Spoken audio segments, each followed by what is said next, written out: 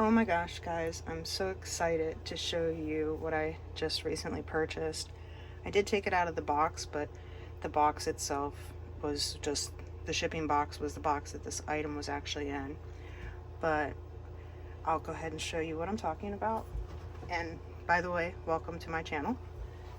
I was looking for a new heat mat because the one I have I don't like, and I found this. I'm going to take off this protective cover.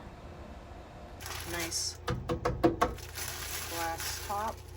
And it also comes with this silicone mat. So I'm going to put that down.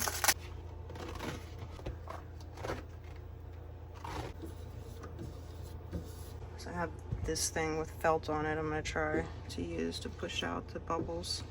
Now that the mat is on, the control panel is over here in this corner, and then the plug is here. And it's just a US socket. And this is a low wattage. It's only like 300 watts, so like the equivalent of 3 light bulbs. So you don't have to be concerned that you need like a dedicated circuit or something to run this. You can run it in any outlet that you have. So I plugged it in.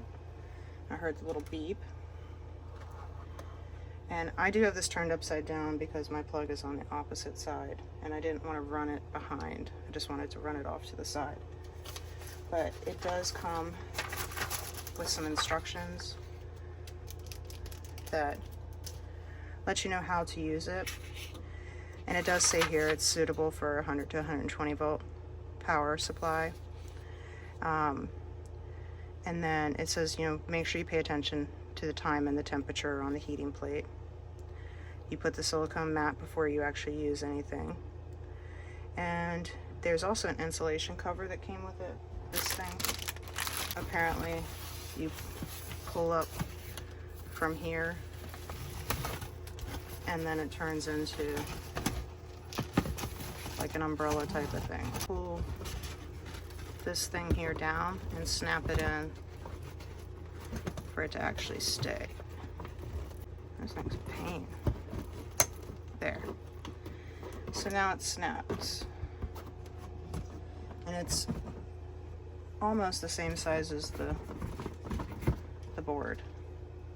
And then to close it, you would just push that and then it collapses. And the cover is not good only for the insulation aspect. I mean, that definitely is a positive, that it helps to contain the heat, but it also helps to prevent anything getting into your wet resin, you know, hair, dust, etc. And I'm really pleased with the size of the cover too, because it is larger than most, so it will cover, you know, a large mold like a platter or something of that nature. Or if you're doing a freeform mold, it could cover it. So this is the settings. So on, and then if you push the settings, it defaults to the 30 minutes, but you can go up from there. And then if you push that, it'll change it to 140.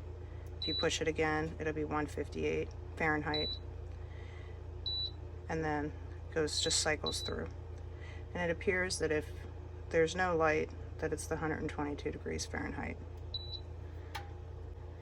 And the power does shut off automatically when it ends, and it'll give you 3 notification beeps that it's shutting off. So I'm excited because what I was using was this. And I did use it, it does work, but it's very cheaply made.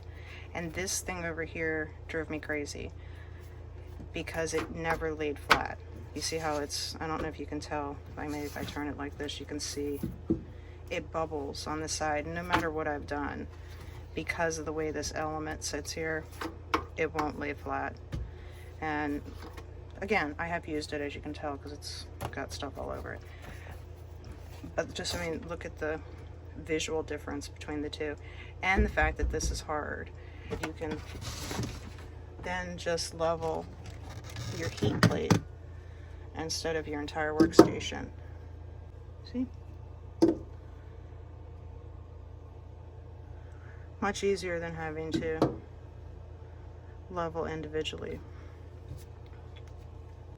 The other great thing about this is it's large enough you can use this as a workstation, and you don't have to apply heat. You can just turn the heat on when you actually want to use it, and that way you're not swapping in and out, because it is extremely large. Actually, let me get a tape measure. So it is 17 inches here, and it is 26 inches here. So like I said, very large. I can't wait to try this. Hopefully my excitement is well warranted and it does an incredible job.